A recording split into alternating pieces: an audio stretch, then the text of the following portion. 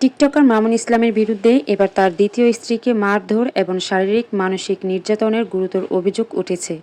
বিভিন্ন সময় নানা বিতর্কে জন্ম দেওয়া এই টিকটকার আবারও পারিবারিক কলহ এবং অপরাধমূলক কর্মকাণ্ডের জেরে সামাজিক যোগাযোগ মাধ্যমে তীব্র সমালোচনার মুখে পড়েছে।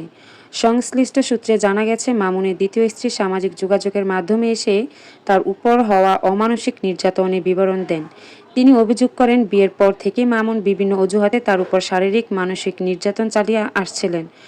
সম্প্রতি তুচ্ছ ঘটনাকে কেন্দ্র করে মামুন তাকে চরমভাবে মারধর করেন বলে তিনি দাবি করেন। নির্যাতনের শিকার ওই নারী বর্তমান অনুযায়ী মামুন বিভিন্ন সময় তার কাছ থেকে নেশার টাকা চাইতেন এবং যমুনা ফিউচার পার্কে একটি দোকান করে দেওয়ার জন্য চাপ দিয়ে মারধর করতেন।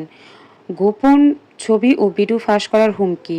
মোহনা আরও অভিযোগ করেছেন যে মামুন তার ব্যক্তিগত ছবি ও ভিডিও নিজের কাছে রেখে দিয়েছেন এবং সেগুলো নিয়ে তাকে ব্ল্যাকমেল করা হচ্ছে। এই ঘটনার পর মোহনা আইনি পদক্ষেপ নেওয়ার প্রস্তুতি নিচ্ছে এবং সামাজিক যোগাযোগ মাধ্যমের পূর্বে আলোচিত নারী লায়লা আক্তার ফরহাদও মামুনের এই আচরণের তীব্র সমালোচনা করছেন।